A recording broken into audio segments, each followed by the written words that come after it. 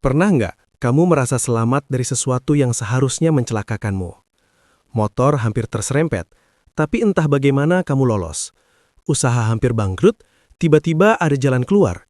Atau kamu membatalkan perjalanan, lalu ternyata di sana terjadi sesuatu yang buruk. Kebetulan? Atau ada yang menjaga?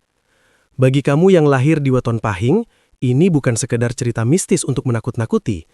Ini tentang satu rahasia yang jarang dibahas terbuka. Rahasia tentang energi pendamping.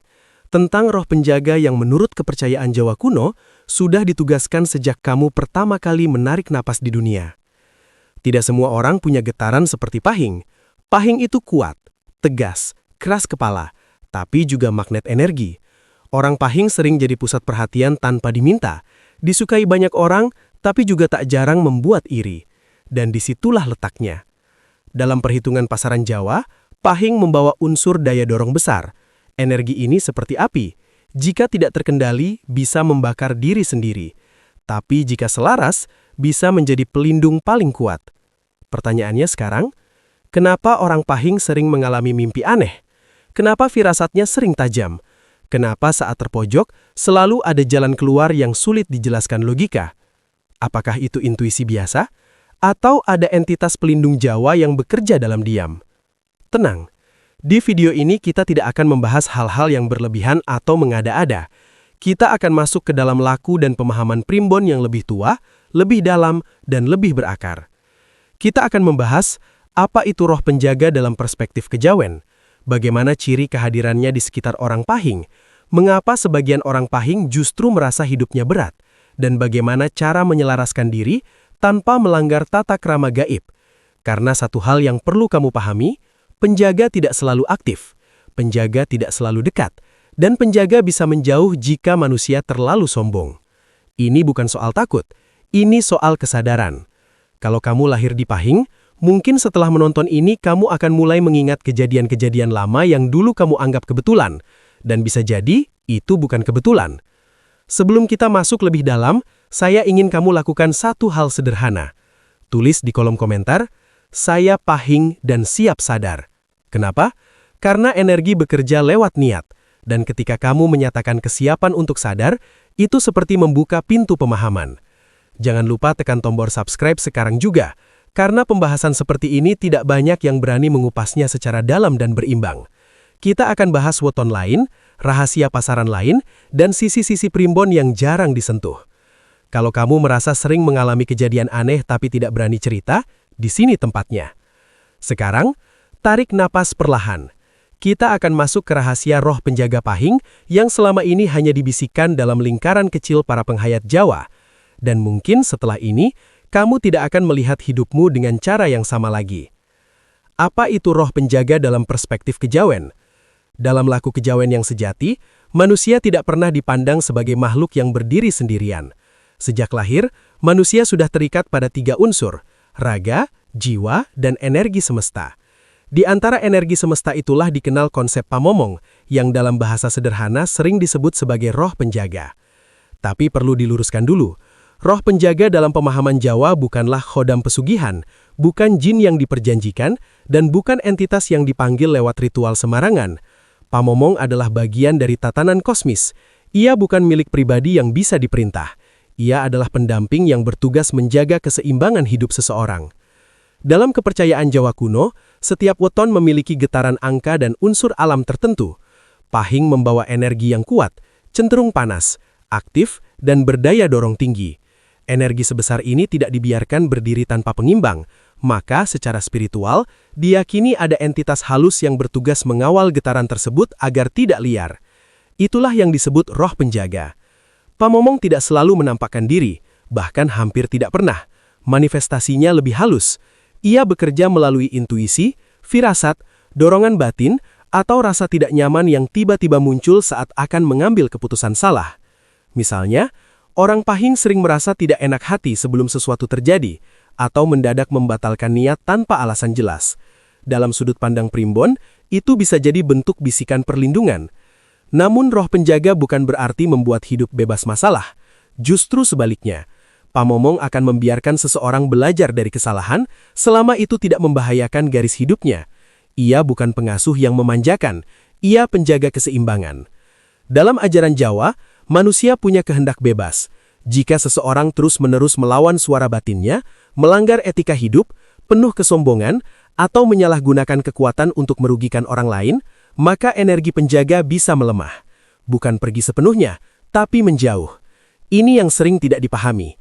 Banyak orang ingin mengaktifkan penjaga, tapi lupa memperbaiki diri. Padahal dalam filosofi kejawen, semakin bersih batin seseorang, semakin kuat perlindungan alam semesta bekerja. Bagi Weton Pahing, karakter pamomongnya sering digambarkan berenergi tegas, seperti prajurit utah. Diam tapi siaga, tidak banyak bicara, tapi bergerak saat genting. Energi ini membuat orang Pahing cenderung sulit dijatuhkan meskipun hidupnya penuh ujian. Karena ada batas tak terlihat yang menjaga agar ia tidak hancur sepenuhnya. Namun perlu diingat, roh penjaga bukan untuk disembah, bukan untuk dipuja, bukan untuk dimintai kekayaan. Dalam laku Jawa yang sejati, yang dihormati tetap Tuhan yang Maha Kuasa. Pamomong hanyalah bagian dari sistem penjagaan semesta, bukan sumber kekuatan utama. Kesalahan terbesar adalah ketika seseorang mencoba memaksa komunikasi dengan cara-cara instan. Itu bukan ajaran leluhur, itu penyimpangan modern. Yang diajarkan leluhur sangat sederhana. Jaga niat, jaga ucapan, jaga perilaku. Karena roh penjaga bekerja selaras dengan kualitas diri manusia itu sendiri. Jadi ketika kita berbicara tentang roh penjaga Pahing, kita sedang membahas tentang harmoni antara energi kelahiran dan kesadaran hidup. Bukan cerita horor, bukan sensasi. Melainkan tentang bagaimana alam semesta dalam tradisi Jawa diyakini selalu menciptakan keseimbangan. Dan bagi yang lahir di Pahing, keseimbangan itu dijaga oleh sesuatu yang tidak terlihat, tapi terasa ketika kamu mulai peka. Bagaimana ciri kehadirannya di sekitar orang Pahing? Dalam laku Primbon Jawa, kehadiran roh penjaga tidak pernah muncul dengan cara yang meledak-ledak. Tidak ada suara keras, tidak ada penampakan dramatis seperti dalam film. Justru cirinya halus, konsisten, dan berulang dalam pola hidup seseorang. Khusus untuk mereka yang lahir di Pahing, ciri ini biasanya lebih terasa karena energi Pahing sendiri memang kuat dan aktif. Pertama, ciri paling umum adalah intuisi yang tajam dan sering terbukti benar. Orang Pahing sering punya firasat mendadak, bukan hasil analisa panjang, tapi rasa spontan. Misalnya tiba-tiba merasa tidak nyaman terhadap seseorang yang baru dikenal, atau merasa ragu mengambil keputusan, lalu belakangan terbukti keputusan itu memang berbahaya. Dalam perspektif kejawen, ini disebut sebagai tanda pamomong.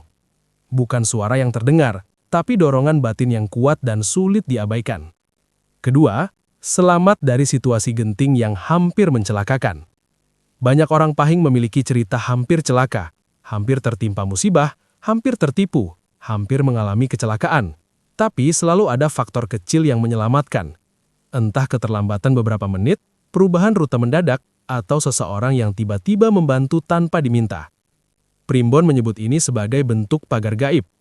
Bukan berarti kebal dari bahaya, tapi ada batas perlindungan yang aktif saat garis hidup terancam. Ketiga, mimpi simbolik yang terasa nyata. Pamomong sering memberi peringatan lewat mimpi, bukan mimpi biasa, tapi mimpi yang terasa sangat jelas, emosional, dan membekas setelah bangun. Kadang berupa sosok tua bijaksana, prajurit, atau figur yang tidak dikenal tapi terasa familiar. Bagi orang Pahing, mimpi seperti ini sering muncul saat akan menghadapi perubahan besar dalam hidup. Entah pindah kerja, membuka usaha, atau memasuki hubungan penting. Keempat, energi yang terasa berbeda di sekitarnya.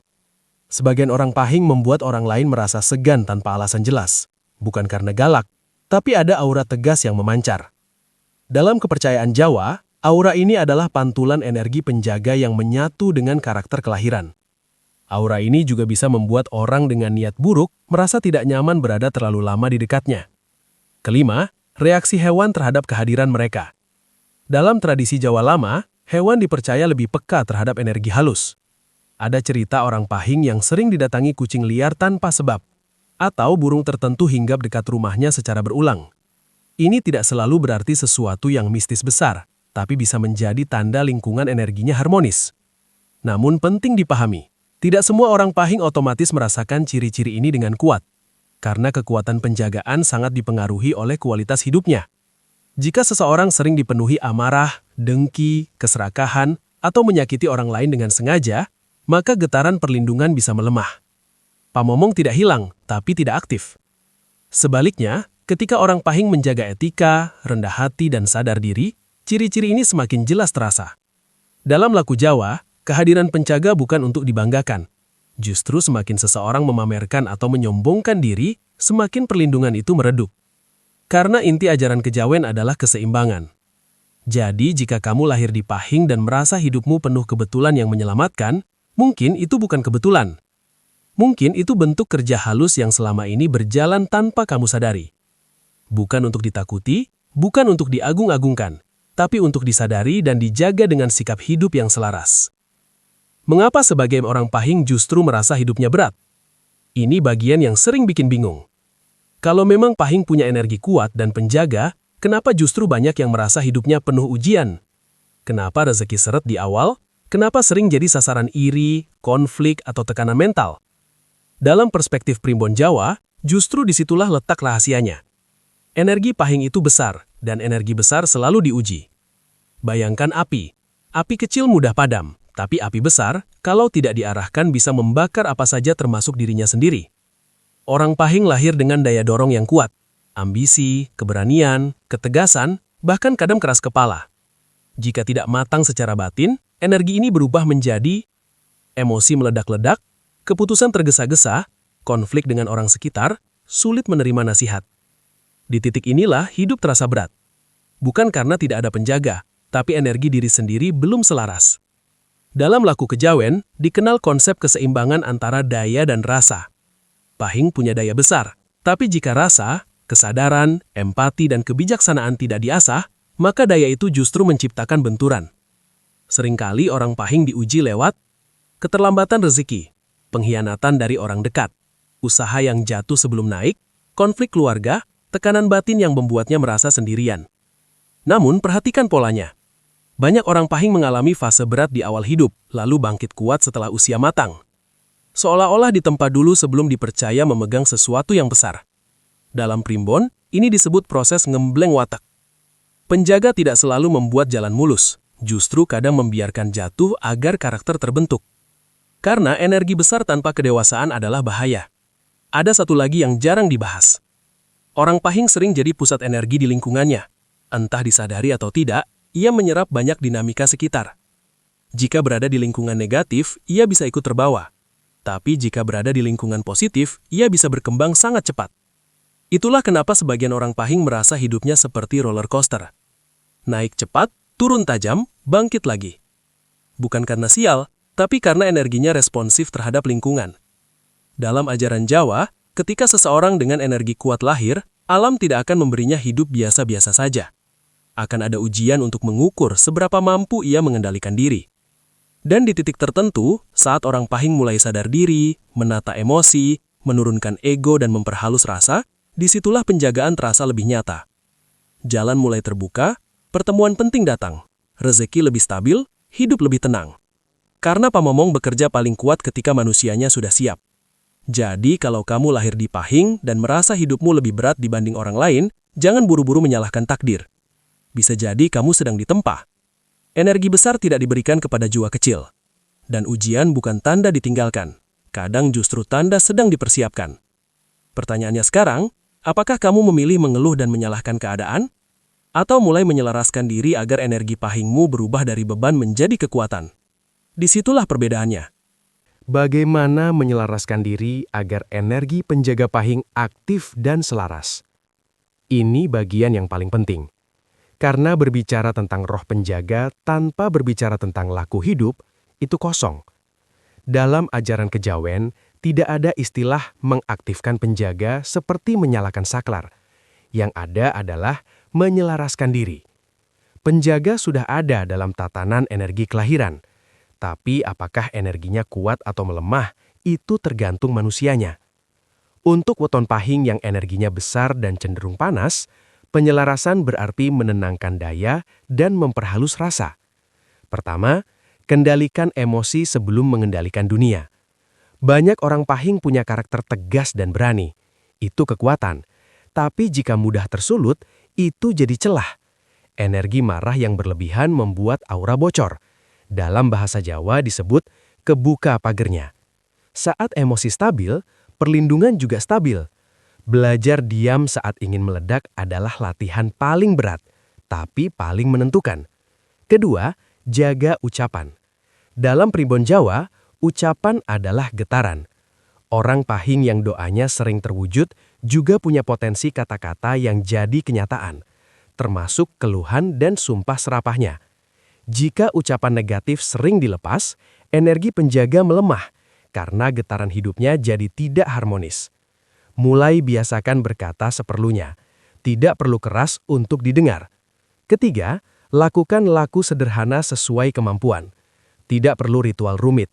Leluhur Jawa mengajarkan tirakat ringan seperti puasa weton sesuai keyakinan masing-masing, mengurangi makan berlebihan, menghindari kesombongan, menghormati orang tua dan leluhur.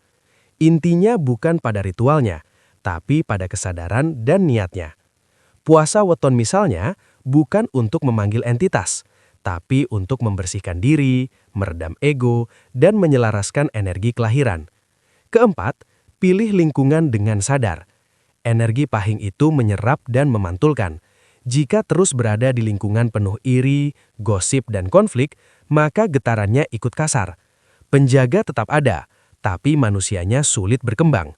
Sebaliknya, ketika dikelilingi orang-orang yang berpikiran baik, mendukung, dan positif, energi Pahing bisa melonjak jauh lebih cepat dibanding weton lain. Kelima, rendah hati saat berhasil. Ini ujian terbesar. Orang Pahing ketika sudah naik, biasanya naik cepat. Tapi saat muncul rasa paling kuat, paling hebat, paling benar, disitulah keseimbangan goyah. Dalam filosofi Jawa, kesombongan adalah pintu terbukanya gangguan. Bukan berarti langsung celaka, tapi perlindungan tidak lagi maksimal. Pamomong bekerja selaras dengan kerendahan hati. Perlu dipahami juga, menyelaraskan diri bukan berarti hidup jadi tanpa masalah. Tapi masalah terasa lebih terkendali, batin lebih stabil, keputusan lebih matang. Orang Pahing yang sudah selaras biasanya terlihat lebih tenang. Tatapan tajam tapi tidak liar. Ucapan tegas tapi tidak menyakiti. Kehadirannya membuat orang segan tanpa dipaksa. Itulah tanda energi penjaga dan energi diri sudah harmonis. Dan satu hal yang sering dilupakan, berdoa sesuai keyakinan masing-masing tetap fondasi utama. Dalam ajaran Jawa sejati, semua penjagaan tetap berada dalam kuasa Tuhan. Roh penjaga hanyalah bagian dari sistem keseimbangan, bukan sumber kekuatan utama. Jadi jika kamu lahir di Pahing dan ingin hidup lebih stabil, jangan sibuk mencari cara memanggil sesuatu. Perbaiki dirimu, haluskan rasa, tenangkan daya. Karena saat manusia selaras, semesta bekerja tanpa perlu dipaksa. Bagaimana memanfaatkan energi Pahing untuk rezeki, keselamatan, dan kesejahteraan hidup? Sekarang pertanyaannya bukan lagi soal ada atau tidak ada penjaga. Pertanyaannya adalah, kalau memang energi Pahing besar dan ada perlindungan yang menyertainya, bagaimana cara memanfaatkannya secara bijak? Dalam primbon Jawa, setiap weton bukan hanya membawa karakter, tapi juga potensi arah hidup. Pahing dikenal sebagai energi penggerak. Ia bukan tipe yang cocok diam terlalu lama. Ia berkembang saat bergerak. Itulah kunci pertama. Rezeki Pahing muncul saat berani mengambil langkah. Orang Pahing sering tidak cocok terlalu lama berada di bawah tekanan atau dikendalikan penuh. Energinya butuh ruang. Banyak yang sukses saat memegang kendali, entah dalam usaha sendiri, posisi kepemimpinan, atau bidang yang memberi kebebasan keputusan. Namun disinilah jebakannya. Karena berani bukan berarti nekat, energi besar harus disertai perhitungan matang.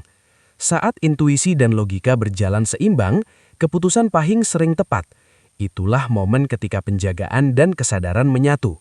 Kedua, gunakan intuisi sebagai kompas, bukan emosi sebagai bahan bakar. Kekuatan utama Pahing ada pada firasatnya. Banyak peluang rezeki datang bukan lewat analisa panjang, tapi lewat rasa yakin yang tenang. Bedakan antara intuisi dan emosi. Intuisi terasa tenang dan mantap. Emosi terasa panas dan terburu-buru. Jika keputusan diambil dalam kondisi batin tenang, hasilnya cenderung membawa keberuntungan jangka panjang. Ketiga, energi Pahing kuat dalam membangun jaringan. Secara alami, Pahing punya aura yang membuat orang lain segan atau tertarik. Jika dipakai dengan bijak, ini menjadi magnet relasi. Namun jika dipakai untuk mendominasi atau meremehkan orang lain, relasi justru retak. Dalam laku Jawa, rezeki sering datang lewat pertemuan, dan orang Pahing sering dipertemukan dengan orang penting di waktu yang tidak terduga, selama ia menjaga sikapnya. Keempat, keselamatan hidup Pahing bergantung pada keseimbangan batin. Saat hidupnya terlalu dipenuhi ambisi, konflik, atau dendam, energi menjadi kasar. Disitulah celah terbuka. Sebaliknya, ketika ia mulai belajar memaafkan, mengurangi ego dan menerima proses, hidup terasa lebih ringan. Bukan berarti tanpa ujian, tapi ujian terasa bisa dilewati. Banyak orang Pahing yang selamat dari masa sulit bukan karena kuat fisik, tapi karena mentalnya akhirnya matang. Pahing punya potensi jadi penentu arah dalam keluarga. Seringkali dalam keluarga, orang Pahing menjadi figur pengambil keputusan bahkan tanpa diminta. Jika ia sadar akan perannya, ia bisa membawa keluarganya naik bersama. Namun jika ego mendominasi, ia bisa menjadi sumber konflik terbesar. Energi besar selalu membawa dua sisi. Dan satu hal yang perlu digarisbawahi, memanfaatkan energi Pahing bukan berarti bergantung pada hal gaib. Justru sebaliknya, semakin seseorang bertanggung jawab atas hidupnya, semakin penjagaan terasa bekerja mendukungnya. Dalam filosofi Jawa ada prinsip sederhana, urip iku sawang sinawang, tapi sing waspodo bakal luwih selamat. Jadi bagi kamu yang lahir di Pahing, energi besar itu sudah ada, penjagaan itu sudah ada dalam tatanan semesta. Sekarang tinggal satu pertanyaan jujur, apakah kamu mau menggunakannya untuk membangun hidup, atau membiarkannya jadi beban karena ego yang tak terkendali? Karena pada akhirnya, roh penjaga hanyalah pengimbang, yang menentukan arah tetap kamu sendiri. Sampai di titik ini, kita tidak sedang membicarakan hal yang menakutkan. Kita sedang membicarakan kesadaran bahwa dalam pandangan Jawa kuno, manusia bukan makhluk yang berjalan sendirian. Ada tatanan energi, ada keseimbangan, ada penjagaan yang bekerja dalam diam. Bagi yang lahir di Pahing, energi itu kuat, besar, dan tidak netral. Ia bisa menjadi perlindungan atau justru menjadi beban, tergantung bagaimana kamu mengelolanya. Kalau selama ini hidupmu terasa seperti terus diuji, mungkin itu bukan hukuman. Bisa jadi itu proses pembentukan. Kalau selama ini kamu sering selamat dari situasi genting, mungkin itu bukan kebetulan. Tapi ingat, primbon sejati tidak mengajarkan ketergantungan pada hal gaib. Ia mengajarkan keseimbangan diri, mengajarkan waspada, mengajarkan rendah hati. Roh penjaga bukan untuk dibanggakan, bukan untuk dipamerkan, bukan untuk dijadikan alat kesombongan. Ia hanya bekerja selaras dengan kualitas hidupmu. Semakin kamu bersih niatnya, semakin tenang batinnya, semakin kamu menjaga ucapan dan tindakan, semakin kuat pula energi perlindungan itu menyatu dalam langkahmu. Sekarang saya ingin tahu dari kamu, apakah kamu lahir di Pahing, pernah mengalami kejadian yang sampai sekarang sulit dijelaskan logika? Tulis pengalamanmu di kolom komentar. Jangan takut dianggap aneh. Di sini kita belajar memahami, bukan menghakimi. Dan kalau pembahasan seperti ini membuka cara pandang barumu tentang weton dan energi kelahiran, tekan tombol subscribe sekarang juga. Karena kita akan terus membahas sisi-sisi primbon yang jarang diangkat secara dalam dan berimbang. Bukan sekedar sensasi, tapi pemahaman. Bagikan video ini ke saudara atau temanmu yang lahir di Pahing. Bisa jadi mereka juga sedang mencari jawaban.